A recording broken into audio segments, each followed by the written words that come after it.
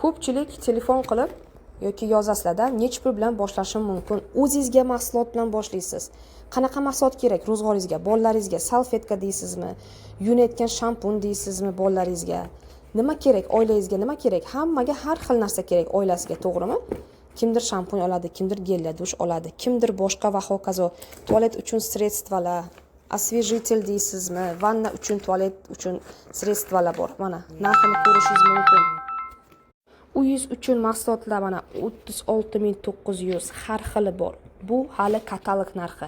Siz bundan ham arzonga olasiz.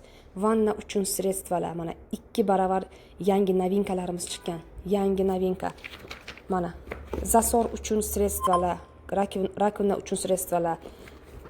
Nima xohlaysiz olishni, hamma narsa bor mana. Parashok deysizmi, qozon uchun, posuda uchun ham xilma-xilligini qaranglar.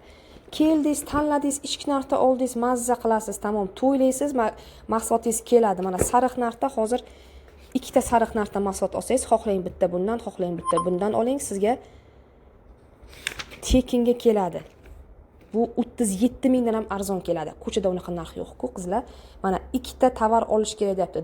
Dve любых продукта deyapti. Mana keldingiz, katalogda, kitobda nima ko'rdingiz, o'sha narsa qo'lingizga kiradi. Magazindan olayotgan anaqalarimiz ham bor. 48 mingdan ichki narxi. Mana kelasiz, ko'rasiz, nimalar kerak, hamma narsa bor. Bizga yana nima kerak? Bizga boshqa hech narsa kerak emas. Biz faqat olib, foydalanib, mazza qilib, mana choy deysizmi, zreniya uchun, buyrak uchun, qurt uchun, detoks, qavziyat, hamma choylarimiz bor. Ayollar uchun jenskiy organizm uchun choylar, mana badlarimiz bor, bolalar uchun vitaminlar bor. Yana nima kerak? Telegramdan yozing, kutaman sizlarni.